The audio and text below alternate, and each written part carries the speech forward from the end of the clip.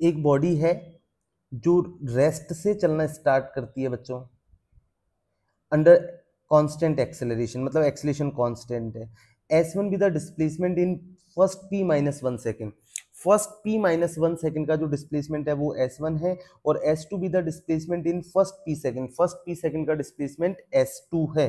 तो p square minus p plus one second का आपको डिस्प्लेसमेंट बताना है, किसी भी nth सेकेंड का डिस्प्लेसमेंट बताना है तो SNH वाला फॉर्मूला लगेगा। ठीक है, पहले क्या करें, S1 जो है वो डिस्प्लेसमेंट है p माइनस वन सेकेंड का, मतलब टाइम की वैल्यू है p माइनस वन सेकेंड। ठीक, एक्सलेशन कांस्टेंट मान लिया, a मान लेते हैं ना।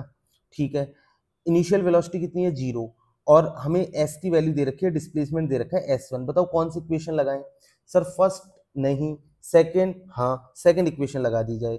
s is equal to U T plus half of A T square. s की वैल्यू है S1, u की वैल्यू 0 है तो ये वाली टर्म u इंटू टी तो खत्म हो गई, हाफ ऑफ ए की वैल्यू a मानी, और t की वैल्यू कितनी है p माइनस वन, तो p माइनस वन का स्क्वायर।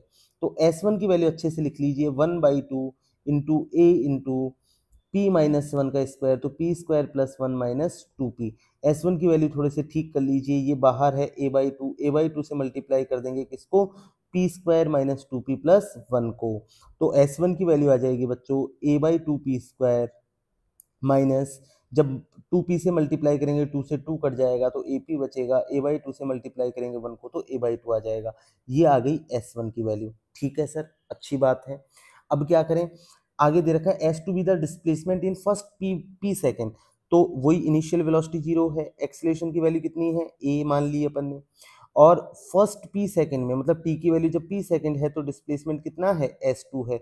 बताओ इन चारों को रिलेट करते हुए वही बात, पहली इक्वेशन नहीं, क्या सेकंड इक्वेशन, बिल्कुल, s is equal to U T plus half of A T square. s is equal to U T plus half of A T square. s की वैल्यू S2, इनिशियल वेलोसिटी 0 है तो U T 0 हो गया, half of acceleration a है, t की value p है तो p square, तो S2 की वैल्यू आ गई half of A P square, half of A P square. ठीक, half of A P square आ गई एक्स S2 की value, S2 will be equal to half of A P square.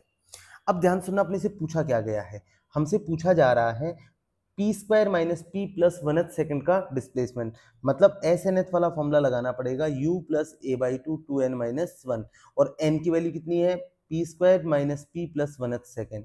तो s की value आ जाएगी, इस nth सेकेंड का जो डिस्प्लेसमेंट है, इनिशियल वेलोसिटी 0 है, एक्सेलरेशन a/2, 2 की जगह 2, n की जगह कितना रखोगे, P square minus P plus one. ठीक है ना, जिस भी सेकंड में हमें डिस्प्लेसमेंट पता करना होता है वो n की वैल्यू होती है। अगर 10th सेकंड तो n की वैल्यू 10 हो गई, 5th सेकंड तो n की वैल्यू 5 हो गई, 5th सेकंड बोल रहा हूँ, 5 सेकंड नहीं, 5 सेकंड में डिस्प्लेसमेंट नहीं, 5th सेकंड में, तब ये फॉर्मूला लगता है, और फिर माइनस वन।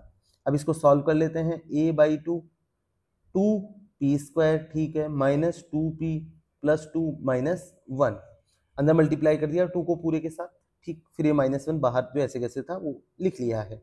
अब s इज इक्वल टू, अंदर मल्टीप्लाई करो, 2 माइनस वन तो कितना हो जाएगा, 1 हो जाएगा ना, तो एक बार और लिख लेते हैं, a/2 2p² minus 2p plus one.